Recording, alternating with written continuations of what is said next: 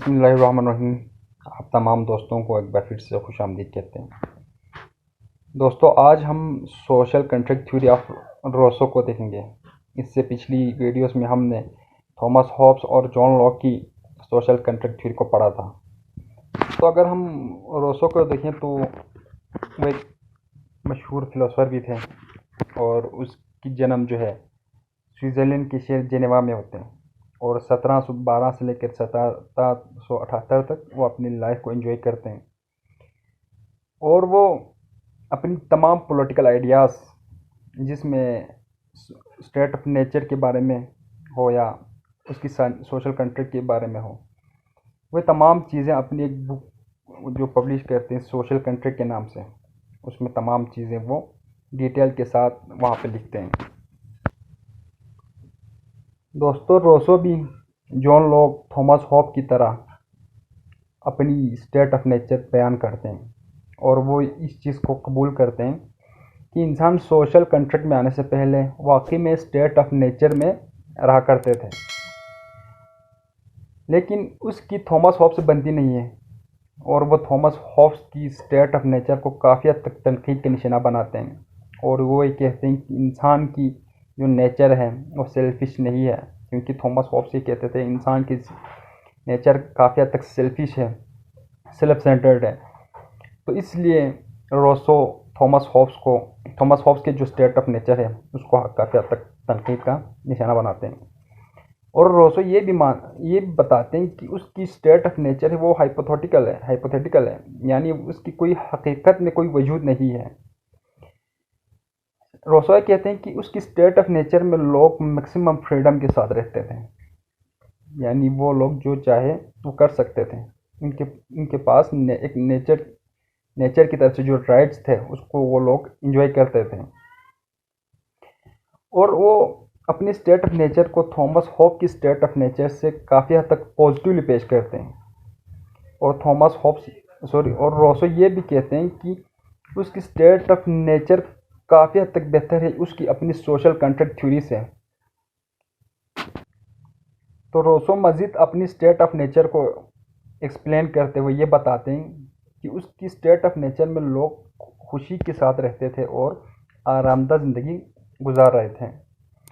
लेकिन वहाँ पे लोगों की ज़िंदगी एक मीनिंगलेस ज़िंदगी थी, क्योंकि वहाँ पे यह था कि उठना था, फिर अपनी सर्वाइवल के लिए कुछ करो और फिर सो जाओ। मतलब वहाँ पे ज़िंदगी का कोई मकसद ही नहीं था। यकीनन यही हुआ ना स्टेट ऑफ नेचर, वहाँ पे ना कोई स्टेट है ना कोई अथॉरिटी है, लोग ऐसे ही पैदा हुए हैं उस स्टेट ऑफ नेचर में। तो यकीनन उनकी ज़िंदगी एक मीनिंगलेस ज़िंदगी बनी हुई थी और वो सेल्फ डिपेंड थे, यानी जो करते थे अपने दम से करते थे। और ये बताते हैं कि स्टेट ऑफ नेचर में ना लोग सेल्फिश थे ना एग्रेसिव, उनकी बिहेवियर में ना कोई एग्रेशन था। क्योंकि वहाँ पे जो है लोग तो लिमिटेड थे और उनकी जो ज़रूरत थी वो भी काफ़ी हद तक महदूद थी, लेकिन वहाँ पर रिसोर्स जो है वो अनलिमिटेड था। यानी आबादी कम होने की वजह से वहाँ पे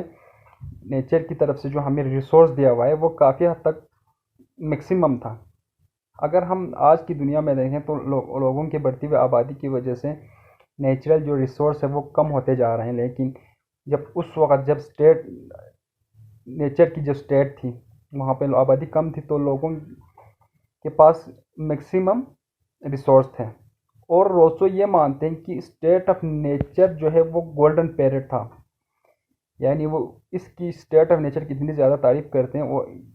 तारीफ़ करते हुए कहते हैं कि स्टेट ऑफ नेचर ही जो है वो सुनहरा दौर था इंसान की। तो हम आगे देखेंगे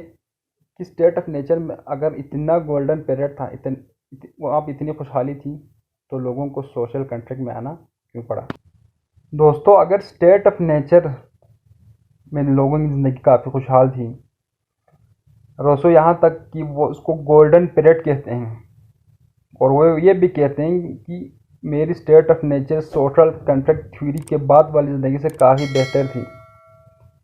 अगर इतनी सारी तारीफ़ें कर रहे हैं स्टेट ऑफ नेचर की, वहाँ पे लोगों के लिए फ्रीडम था, मैक्सिमम फ्रीडम था,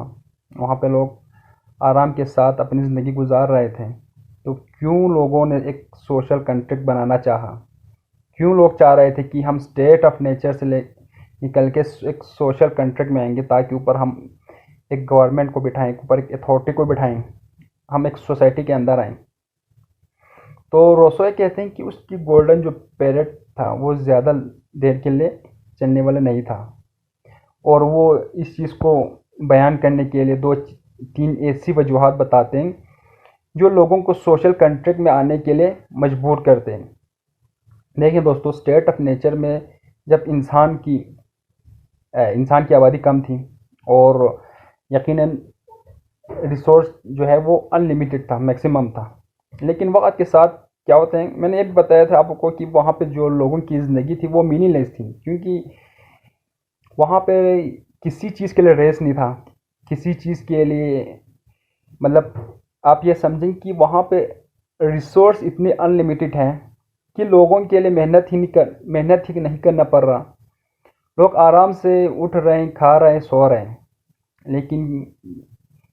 क्या होता है, धीरे धीरे लोगों की आबादी बढ़ती है, और आबादी बढ़ने की वजह से लोगों के अंदर कंपटीशन आते हैं। इस तरह अब दुनिया की आबादी बढ़ती है और कंपटीशन बढ़ते हैं। इस तरह जब लोगों की आबादी वक्त के साथ बढ़ती जा रही है, तो लोगों के अंदर प्राइवेट प्रॉपर्टी बनाने का आइडिया आते हैं। यानी लोग जब पहले ये था कि एक एक शहर में मिसाल के तौर पर एक लोग रह रहे थे, तो वो तमाम जायदाद उसकी थी, लेकिन वहाँ पे अभी 1 लाख लोग आए, तो यकीनन लोग तो फिर प्रॉपर्टी बनाएंगे, घर बनाएंगे, दौलत बनाएंगे, फिर एक तो रेस लग जाएगी लोगों के दरमियान। इसी तरह जब लोगों की आबादी बढ़ती है, तो वहाँ पे प्राइवेट प्रॉपर्टी के कंसेप्ट आते हैं, लोग घर बनाना शुरू करते हैं, दौलत इकट्ठा करना शुरू कर देते हैं, और फैमिली बनते हैं, फैमिली बढ़ते हैं, तो यकीनन लोग अपनी फैमिली का ख्याल करेंगे। इस तरह जो है वो एक मीनिंगलेस ज़िंदगी जो है वो एक मीनिंग वाली ज़िंदगी में आ जाती है। और क्या होता है कि जो लोग वहाँ पे एग्रेशन शो नहीं कर रहे थे स्टेट ऑफ नेचर में, वो लोग क्या होते हैं, फिर वो सेल्फिश होना शुरू हो जाते हैं, और वो ज़्यादा से ज़्यादा अपनी अना की फ़ायदे के लिए, खुद की फैमिली की फ़ायदे के लिए एक रेस में लग जाते हैं, एक राइट्स प्रॉपर्टी की रेस में लग जाते हैं, और इस तरह लोग जो है वो एक दूसरे के साथ लड़ना शुरू करते हैं, और स्टेट ऑफ नेचर में एक वायलेंट पैदा होते हैं,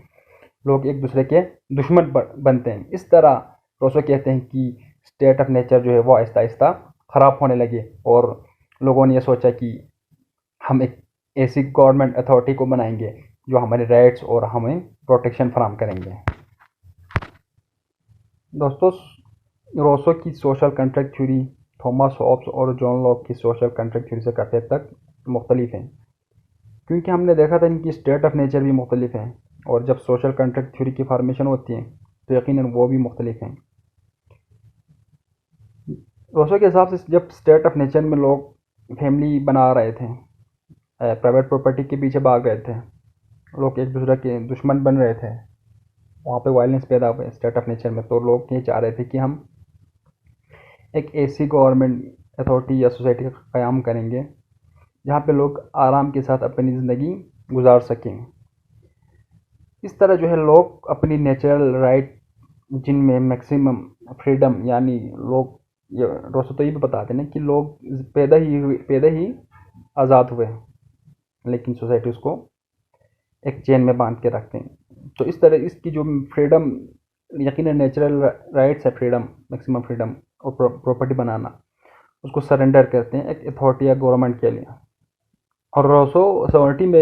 यकीन रखते हैं, यानी जनरल विल में, यानी हर एक की राय से जो हुकूमत बनेंगे वो हर एक की राय से बनेंगे,